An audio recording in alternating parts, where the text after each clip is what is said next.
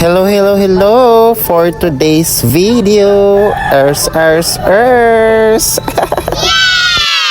So sa Holy Week na ino naka-decide may mga guysas nga moadto mi sa bukid kay para dito mi mag-celebrate sa Holy Week kay medyo mingaw-mingaw man jud dito gud po din makabanding jud ba with family. Mura jud mi dito og kana bitang nasa lugar nga wala jud tanan, walay kuryente og wala poy kanang signal. So ang naa gyud adto guys kay kana jud nature ra gyud siya. So ambot ba oy basta na jud mga okasyon na amo jud mahuna-huna on permi kay dito jud mi sa bukid perminti mag-celebrate kay kanang makabanding man jud mi together. Uy din kanang wala jud ingon nga kanang daghan kayog saba ba kay kami ra gyud ang naa dito na mislingan dito pero layo jud kaayo sila na pa dito sa unahan. So mao na guys no nga mga bata gyud guys no kay makadula-dula gyud sila bisan asa kay dako jud kayo og wanang ay. So ato day sa bukid guys kinada mi binuhi nga baboy. So mga baboy din nasa kong igsuon guys duha ka buok.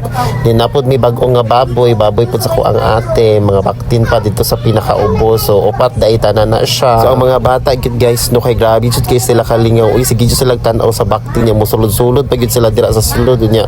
Kanang baktin kay medyo magdagan-dagan jud na sila kay murag mahadlok sila ba sa mga bata. Okay ilaha mo kung hikap-hikapon pud uy. So syupa jud kaayo ang mga joke 10S alasok very syupa ers. Unya sa Bernie Santo pag yun guys sa ubos na timingan gud pod nga wala siya kuryente. So my god, grabe kay kainit sa ubos. May gani kay nakaadto na mi sa bukid tanan.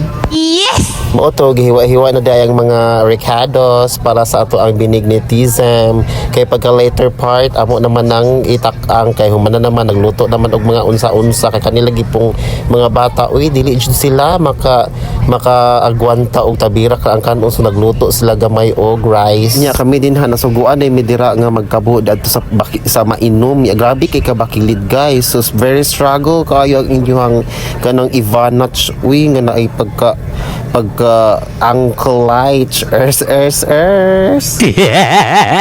As in guys literal jud siya nga pagkabakilid jud. So karon pa man ko nakakabo di ari nga dapit uy kay kana lagi medyo duol na sa balay nga dili kay nga tantong layo.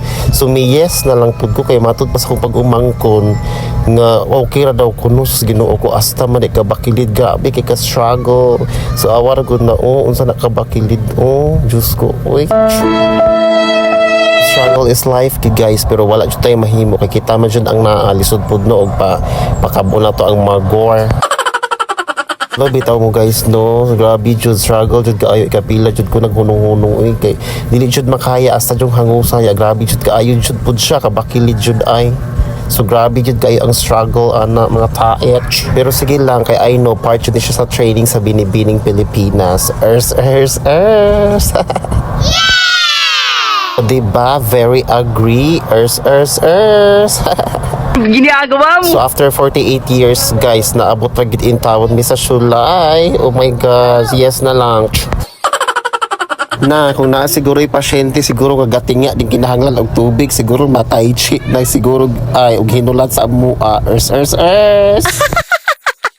Ambot lang oy bro timing gid pud namo kay igupod pag abot namo kay naluto na ang word jubirakism. So murag timing di siguro namo na nga magpadugay-dugay mi kay para maluto na inigabot na mo karon lafangan time na naman.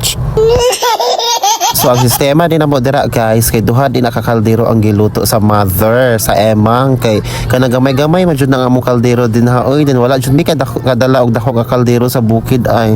So mo tong giduhan na lang namo ka kaldero ubay-ubay jud pud siya guys kay nakadala jud pud mi pagkahapon pag uli namo sa balay diri sa ubos. So mo to guys tikiman time lafangan time na. So mo to guys no bibo jud kaayo you're together with your family. So pag may mga okasyon magtapok jud mo samot na nay pareha na sa ami bukid nga among tapukanan. So nice jud kaayo siya guys together with your family. So diha ra taman guys. Thank you for watching. Ers.